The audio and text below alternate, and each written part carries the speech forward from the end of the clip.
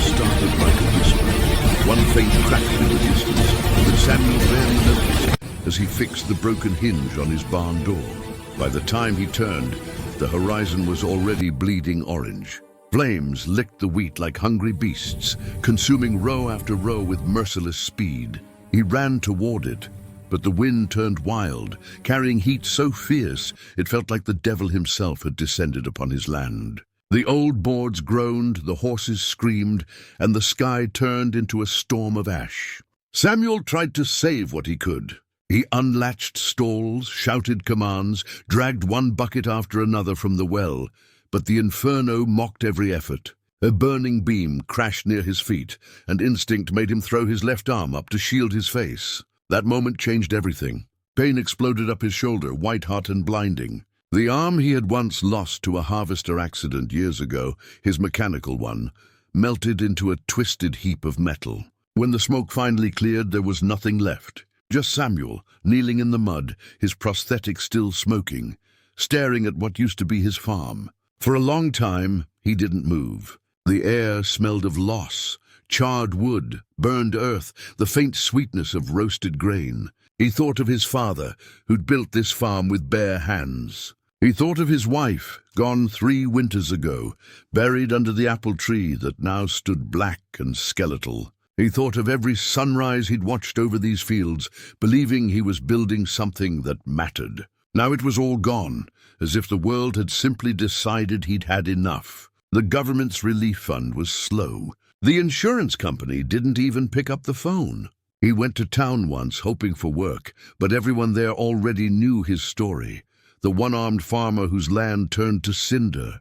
They offered pity, not help. He hated pity, so he stopped going. He lived on canned beans and bitter memories, sleeping on what was left of his porch. Nights were the hardest. The silence after the fire was different, almost alive. It whispered through the empty fields, carried on the wind like the ghosts of all he'd lost. He'd stare at the stars and wonder if God was watching or if heaven had simply forgotten him. On one of those nights, while flipping through the old radio for company, he heard an advertisement that made him sit up. Companionship beyond borders, love beyond worlds. Order an alien bride today, because even the stars get lonely. At first he laughed, a hollow, bitter laugh. Some scam, he thought. Another cruel joke for desperate men. But later, when the wind grew colder and his thoughts darker, he couldn't shake the idea. What if it was real?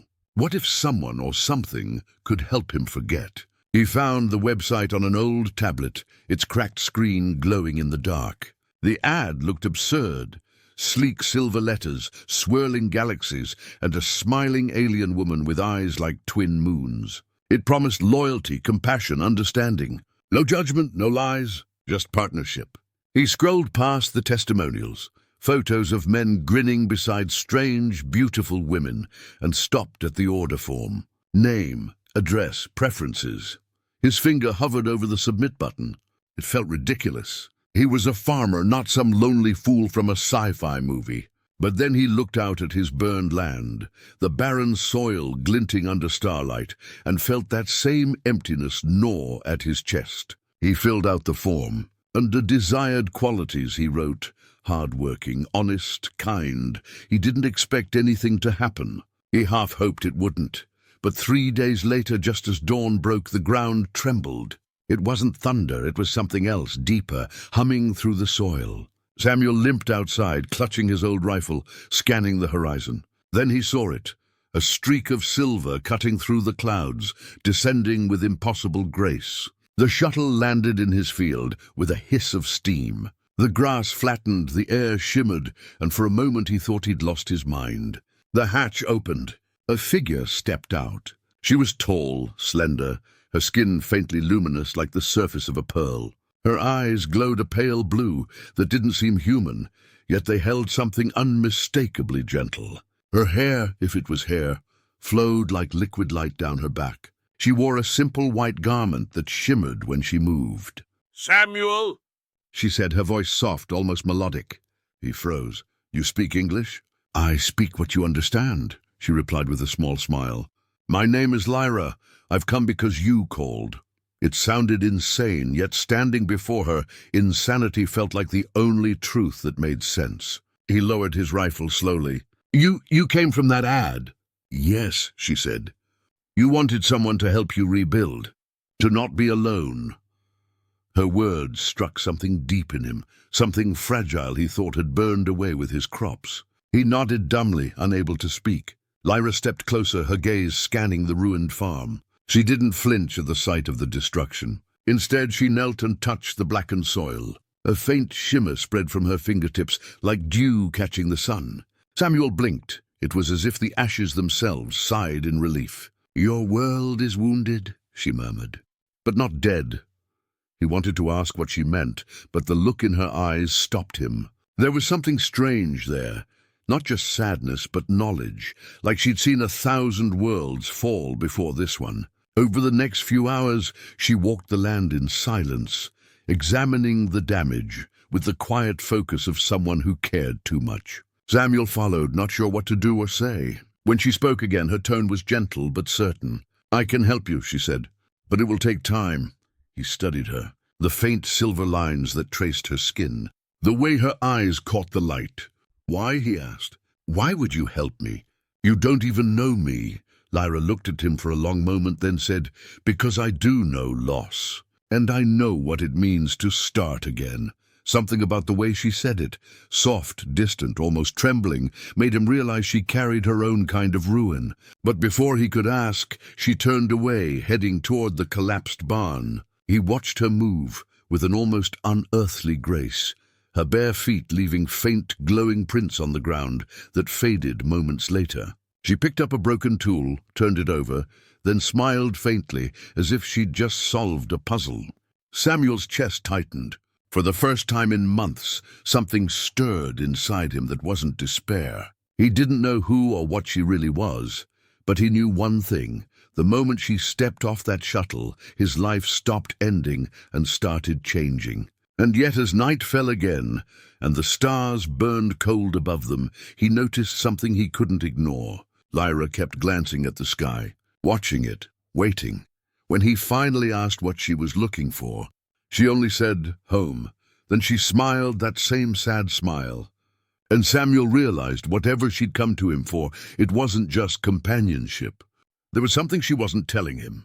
Something written in the way she moved, in the way her eyes shimmered with quiet fear whenever a shadow crossed the stars. He didn't know it then, but the secret she carried would soon change everything, his life, his land, and maybe even the fate of the world itself.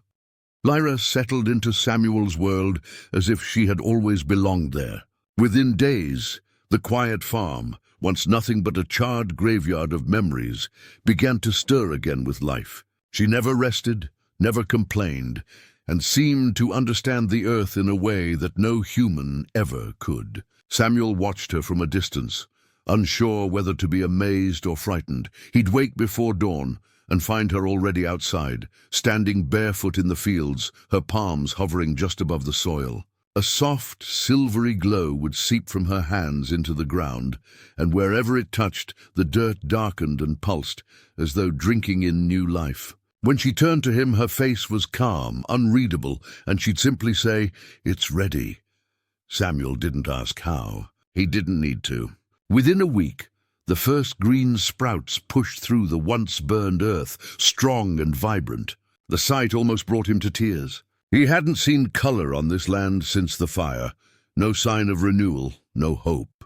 Now, against all logic, against everything he believed about life and farming, his land was growing again. She moved differently from humans, graceful, fluid, deliberate. When she worked, she hummed softly, a haunting melody that made the air tremble with something ancient. The animals, even the ones that had gone feral after the fire, came close to her without fear. The old dog, who hadn't wagged his tail in months, followed her everywhere. But for all her quiet miracles, Lyra remained a mystery. She never ate, never slept for more than a few hours. Sometimes Samuel would find her sitting alone in the barn at night, staring at something glowing faintly in the darkness. Once he tried to look closer, but she quickly closed her hand around whatever it was. Her expression, usually soft, turned guarded. He told himself it didn't matter. She'd saved his land. That was enough. Still, curiosity gnawed at him. One afternoon, while fixing the new irrigation pipe she'd built from what looked like melted glass, he finally asked, "Where'd you learn all this? These tools, this technology. It's not human work." She looked up at him, the light of the sun reflecting in her eyes, turning them almost transparent. "Back home," she said quietly, "we owned things far greater than farms." Her voice trembled slightly on that last word. Home. Samuel caught it. That ache buried in her tone, but before he could ask more, she stood and brushed the dirt from her hands. "The East Field will bloom soon," she said, and walked away, her silver hair catching the sunlight like a banner of starlight. That night, he couldn't sleep. The wind carried strange sounds, soft hums, whispers of machinery that didn't exist on Earth. He thought he saw flickers of light through the cracks in the barn wall. When he finally gathered his courage and stepped outside, he found her there again. She was kneeling beside the old wagon, her hands moving with surgical precision over a small metal chest. As he got closer, he saw it wasn't made of any metal he recognized. It was smooth and seamless, as if grown rather than forged. She pressed her palm to it, and it opened silently, unfolding like petals. Inside were crystals, dozens of them, each one glowing with a pulse, faint and steady like a heartbeat. Samuel's breath caught in his throat. The light painted her face in shades of blue and violet, making her look almost otherworldly. "What are those?" he whispered. Lyra didn't turn immediately. She stared at the crystals, as if they were pieces of her soul. "These," she said finally, "are what remain of my ship." "Your ship?" he repeated, stunned. She nodded slowly. "I crashed here. A storm of energy, something your world calls lightning, interfered with the travel fields. I was forced to land. And I stayed because you called." Samuel frowned. "You mean the ad? The company?" "There is no company," she said softly. "There never was. You sent a message, not through your machines, but through your heart. I heard it." He took a step back, shaking his head. "That's impossible." Her eyes lifted to meet his, and for the first time he saw something like pain there, something raw. "You think the universe is empty, Samuel? That loneliness only exists on your small world? I came because I understood what it meant to lose everything." Her words hit him like a blow. He thought of the fire, of his wife, of the endless silence afterward. He didn't know what to say. Lyra turned back to the chest and closed it gently. The glow vanished. "These crystals power life itself," she said. "They are energy, memory, history, the wealth. My people would kill for even one." Samuel stared at her. "Wealth?" She nodded, her tone turning grave. "Each crystal could buy entire worlds. But they're not meant to be currency. They are sacred, and they must never be found." The weight of her words settled over him. He looked around the barn, the soot-stained walls, the rebuilt beams, and felt a strange chill. "Why hide them here?" "Because here," she said, "no one knows what to look for. And because I trusted you." Samuel wanted to believe that. He wanted to think that trust meant something to her. But deep down, unease began to coil in his gut. If these things were truly as valuable as she claimed, someone, something, would come looking. The next morning, he found her sitting in the field again, her gaze fixed on the sky. "You're waiting for someone," he said quietly. Her lips tightened. "I'm waiting for no one," she lied. He could tell by the way her fingers trembled slightly, the way her eyes flicked toward the horizon, that she was afraid. But afraid of what or who, he didn't know. Days passed and the farm continued to transform. The burnt fences now shimmered with a metallic sheen that defied rust. The irrigation system glowed faintly at night, channeling water through light instead of pressure. The crops grew unnaturally fast, their roots pulsing faintly beneath the soil. It should have terrified him, but it didn't. Not yet. One evening, as the sun dipped low, Samuel found himself standing beside her in the field, watching the golden rose sway in the breeze. "You did all this," he said softly. Lyra shook her head. "No, we did." He looked at her, searching her face for the truth. There was something unspoken between them, an understanding born not from words, but from shared silence. She had given him his land back, his hope back. He didn't know how to thank her, or if thanks was even enough. But later that night, when he entered the barn to store the tools, he noticed the chest again. It was open this time, the crystals dimmer than before, their light flickering weakly. And there, beside them, lay something new, a small device blinking red. He crouched beside it, his heart hammering. It wasn't something she'd shown him before. The device emitted a faint sound, a rhythmic pulse, like a beacon. Then he understood. It wasn't just light. It was a signal. He turned sharply, his voice trembling. "Lyra!" She appeared in the doorway, her expression darkening when she saw what he'd found. "You weren't supposed to see that," she whispered. "What is it?" he demanded, her voice lowered to a fragile murmur. "It's a warning. If they find me, they'll come for the crystals. Who's they?" he asked, dread curling through his stomach. Lyra's eyes flicked toward the night sky. For a long moment she didn't answer. Then softly she said, "My people." Before Samuel could speak again, a deep rumble echoed across the horizon, a sound that didn't belong to thunder. The stars above them flickered. A single blue streak appeared in the heavens, growing larger by the second. Lyra's face drained of color. "They've found us," she whispered. Samuel stood frozen as the hum grew louder, trembling through the air, rattling the glass in the windows. The wind whipped through the fields, and as the first beam of light descended from the sky, flooding the farm in ghostly blue, Samuel realized just how little he understood about the woman who had saved his world, and the danger she had brought with her. The air trembled with the sound of engines Samuel had never heard before, low, metallic, and alive. The night sky pulsed with streaks of blue light, like veins of lightning stretching across the stars. The ground beneath his boots quivered as the first ship descended, slow and deliberate, cutting through the darkness like a blade. Lyra grabbed his hand. Her skin felt colder than ever before. "We have to hide," she said urgently, her voice trembling for the first time since he'd met her. Samuel's mind raced. "Hide from who? You said they were your people. Why would they come after you?" Her eyes flashed in the dim light. "Because I stole from them. Those crystals, they're not just power.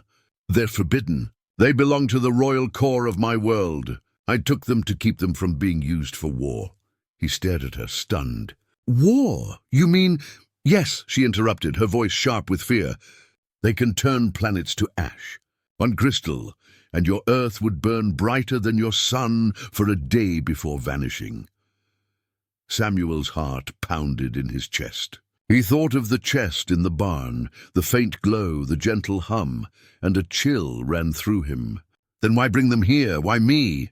She looked at him with eyes full of something he couldn't quite name, regret perhaps, or longing. "Because your world is quiet, unnoticed, and because when I crashed, your signal called to me. I thought maybe I could find peace here." The words barely left her lips when a blinding beam of blue light cut across the field. The crops bent under the force of the wind. A deep mechanical voice echoed through the sky in a language Samuel didn't understand. Lyra's body stiffened. "They're scanning," she said. "They know I'm alive. What do we do?" he asked, glancing toward the barn. She looked at the open field, then at him. "We destroy the crystals." He shook his head. "You said they're powerful. Maybe we could use them." Her voice broke. "No, Samuel, you don't understand. Power like that doesn't belong to anyone. It consumes everything it touches. Please help me." Without waiting for his answer, she sprinted toward the barn, her silver hair streaming behind her. Samuel hesitated for only a second before running after her. Inside, the chest glowed brighter now, as if it felt the presence of the ships above. Lyra knelt beside it, her hands moving rapidly over the surface. Strange symbols flared beneath her touch. "Hold the door," she shouted. He turned and braced it just as the ground shook violently. The sound outside grew louder, engines roaring, metallic footsteps pounding against the soil. Then the unmistakable hiss of something landing nearby. Through a crack in the barn wall, Samuel saw them, tall figures in black armor that shimmered like oil, their helmets reflecting the moonlight. Their movements were precise, mechanical, almost inhuman. They carried long, slender weapons that hummed with electricity. Lyra pressed her palms to the chest again, whispering words Samuel couldn't understand. The crystals flickered, then dimmed.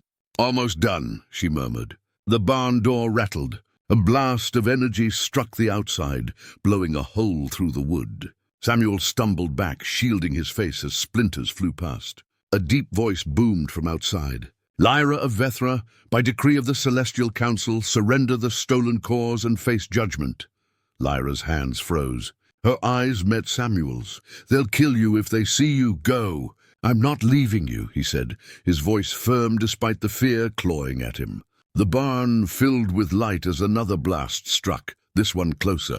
The air burned hot and metallic. Lyra closed her eyes, her hands trembling over the chest. "Then hold on," she whispered. A pulse of blinding energy erupted from the crystals. Samuel felt his body lift, then crash back to the floor. The light spread outward, sweeping through the barn walls like fire through paper. But it wasn't fire. It was silence. Everything outside the barn suddenly stopped. The footsteps, the shouting, even the hum of engines. Lyra gasped. "It worked." Samuel blinked, dazed. "What worked?" "I cloaked us," she said, her breathing ragged. "They can't see us for now, but the field won't last long." Outside, the soldiers' voices grew faint and distorted, as though coming from a great distance. Lyra turned to him. "We need to move the crystals somewhere safe." He stared at her. "Where?" "There's nowhere safe left." She hesitated, then looked toward the old silo at the edge of the property, the one that had survived the fire. "There," she said. "The metal will block their scanners for a while." They moved quickly, Samuel carrying the chest while Lyra guided him through the smoke. The air smelled like ozone and burning wood. Every few seconds, the blue light above would flare, sweeping across the fields, but it passed right over them. When they finally reached the silo, Samuel pushed the heavy door open and stumbled inside. Lyra sealed it behind them, pressing a small device to the wall. The air shimmered briefly before settling. "That should keep us hidden," she said, sinking to her knees. Samuel placed the chest on the ground, his arms trembling. "You said they'd destroy Earth if they got these?" She nodded weakly. "To them, your world is nothing but a footnote in the stars. They would burn it to erase me." He sat beside her, the weight of it all pressing on his chest. "And you ran away from that?" "I ran from what I helped create," she whispered. "I was one of their scientists. I built these cores to power life, not death. But when they turned them into weapons, I stole what I could and fled." She looked at him then, eyes glistening. "And now, because of me, your home is in danger." He reached out and placed his hand on hers. "My home was gone long before you came. You gave it back." For a moment, neither of them spoke. The distant hum of the ships filled the silence, faint but relentless. Then suddenly, one of the crystals inside the chest pulsed brighter than the others, its glow shifting from blue to red. Lyra's expression turned to horror. "They're trying to override the field," she said. "They've locked onto the cores directly. What does that mean?" "It means they'll see through everything soon." A deep rumble echoed above them. The ground vibrated. The sound of something massive landing just outside the farm rattled the silo walls. Samuel stood, gripping a metal rod like a weapon. "If they come in here, you can't fight them," she said, standing too. "But maybe I can." Before he could stop her, she opened the chest and picked up one of the crystals. Its red light flared in her palm. "This one is linked to me," she said softly. "If I destroy it, they'll lose the signal." "But you said it might kill me," she finished. "But if I don't, it'll kill everything else." Samuel's voice broke. "There has to be another way." Lyra smiled faintly. "There's always another way, but not for me." Outside, the noise grew deafening, ships circling, soldiers shouting. She looked at him one last time. "When it's over, go back to the barn. Take one crystal, hide it. Never tell anyone where it came from." He shook his head, eyes stinging. "I won't let you." "You already have," she whispered. Then she closed her hand around the crystal. There was no explosion, no sound at all, just a pulse of pure light. that spread through the walls like dawn breaking through fog. When it faded, Samuel was alone. The hum in the sky ceased. The lights vanished. The air grew still again. He looked down at the chest. Every crystal inside had gone dark, except one, faintly glowing blue. Samuel fell to his knees, his heart heavy, his mind reeling. He knew what she'd done. She had sacrificed herself to save not just him, but the entire world. As dawn crept over the horizon, the fields shimmered with dew. The crops, untouched by the battle, swayed gently in the wind. The sky was clear. The danger was gone. But Lyra was gone too. And somewhere far above, among the stars she had once called home, someone was mourning her loss. Samuel didn't remember how long he sat there inside the old silo, staring at the faintly glowing crystal in his hands. His ears still rang from the silence that followed her disappearance, the kind of silence that carried weight, like the pause after a prayer that would never be answered.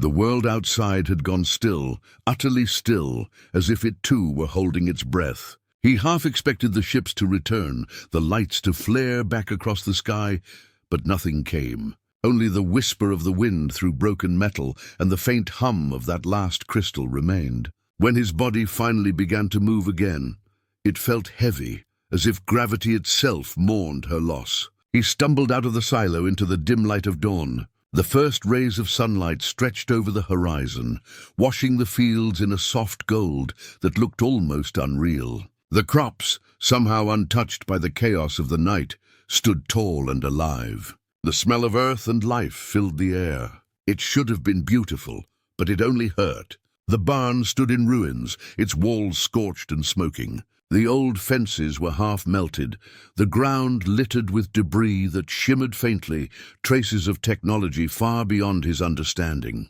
He picked his way through the wreckage, searching for any sign of Lyra. An imprint in the soil, a strand of her luminous hair, anything that proved she had ever truly been there. But there was nothing. No body, no trace, no farewell. Only that pendant she always wore, lying in the dirt, half buried beneath ash. He knelt beside it and picked it up carefully. It was cool to the touch, shaped like a teardrop with an engraving that pulsed faintly in blue light. Inside the crystal's curve, he saw his reflection and for a moment her face beside it. It wasn't real, he told himself, but his throat tightened anyway. He clenched the pendant in his hand and whispered, "You didn't have to go." The next days passed in a haze of exhaustion and strange calm. He buried the chest deep under the silo floor, covering it with concrete and soil, just as she'd asked. He kept only the single crystal she'd given him, the one that still glowed faintly blue. It sat on his nightstand, humming softly at night, a sound that reminded him of her voice when she spoke quietly under the stars. He didn't understand what it was made of or how it worked. He only knew that when he held it, the farm felt less empty. Within a month, the land began to transform in ways no man could explain. The crops grew twice as fast as before, their roots deeper, their colors richer. The rivers around his property ran clearer than he'd ever seen them. The air felt lighter, cleaner. Even the old apple tree, his wife's tree, the one the fire had reduced to a black stump, sprouted fresh green leaves and white blossoms that smelled sweeter than any he remembered. People from the nearby towns came to see it, calling it a miracle. They asked how he'd done it, what kind of fertilizer or irrigation system he'd used. Samuel just smiled faintly and said he'd had a little help. He couldn't tell them the truth. No one would believe it. And even if they did, they'd come digging for what lay beneath the soil. Lyra's secret was safe with him. But at night, when he lay in bed, the memories came back sharper than the day's sunlight. He'd close his eyes and see her standing in the field, her hands glowing as she worked the earth, her voice humming softly like wind through glass. Sometimes he'd wake to faint blue light spilling through the cracks in the window and swear he could hear her whisper his name. He began talking to her, not out loud, but in his head. He told her about the harvest, about how the crops were thriving again, how the dog had learned to sleep on the porch instead of wandering. He told her about the townsfolk who came to trade, how they said his produce tasted otherworldly, and sometimes, in those moments between waking and sleep, He thought he could feel her near him, a brush of cold air on his cheek, the scent of metal and starlight lingering in the room. Years passed like that, quietly, steadily. The world moved on. Samuel became something of a legend, a one-armed farmer who turned a dead land into a paradise. He never left the farm, never married again. He poured his heart into the soil and built a life out of memory and hope. Then one night something changed. The air shifted, the wind fell silent, and from somewhere deep beneath the ground a faint vibration rose, a hum, slow and steady, like the purring of a great engine awakening after a long sleep. Samuel sat up in bed, heart pounding. The crystal on his nightstand was glowing brighter than ever before, its blue light flooding the room. He picked it up. It felt warm in his hand, alive. "Lyra," he whispered. The hum deepened, resonating through the walls, through the very air. Outside, the crops shimmered faintly, their leaves reflecting starlight like mirrors. The old silo began to rumble softly, dust falling from its seams. Samuel rushed outside, the night air cool against his skin, and stared toward the silo. The door was glowing with thin, radiant lines of light, tracing the pattern of the symbols Lyra had once shown him. He hesitated only a moment before stepping forward. When he opened the door, the glow grew blinding, and he shielded his eyes. The hum turned into a soft, melodic tone, a voice almost too faint to hear, but unmistakably hers. "Samuel," he froze. "Lyra?" "Not alive," the voice said, gentle as a breeze. "But not gone either." The cores awakened. "Your world is healing. You kept your promise." He swallowed hard, his chest tightening. "You said you'd never come back." "I never left," she whispered. "Part of me stayed.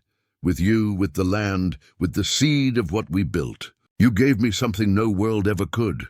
His eyes burned. "What's happening to the farm?" "The energy I left will fade soon," she said softly. "The crystals have nearly burned out, but life will continue. The soil remembers. You don't need me anymore." He shook his head. "Don't say that." "You were never meant to live in ashes," she said. "You were meant to grow." The light inside the silo began to dim, the hum fading to a faint echo. Desperation surged in him. "Will I ever see you again?" There was silence. Then softly, "Look to the stars, Samuel. When the wind sings, I'll be there." The light went out. The hum ceased. The night was still again. Samuel stood there for a long time, clutching the pendant around his neck. He looked up at the sky, where the stars stretched endless and cold, and thought he saw one flicker brighter than the rest, a single silver spark that pulsed like a heartbeat before fading into the void. The next morning he found the silo cold and quiet. The crystals beneath the concrete were dark now, their glow gone for good. But the farm was alive, every inch of it. The crops shone like emeralds. The rivers shimmered, and the wind carried a low hum that sounded almost like a song. Years later, people would still come to see it, the man who had turned ruin into paradise. They'd ask him how he did it, what secret he had discovered. Samuel would just smile, his gaze drifting toward the horizon, and say, "Someone once told me that even the stars get lonely." And every night, when the sky turned quiet and the wind rustled through the wheat, he'd sit on his porch, pendant in hand, and listen. Because sometimes, when the moon was bright enough, he could still hear her voice in the hum of the earth, soft and steady, saying his name. And in that sound, Samuel found peace, not the peace of forgetting, but the peace of knowing that love, once born among the ashes, could outlive the fire and echo forever in the stars.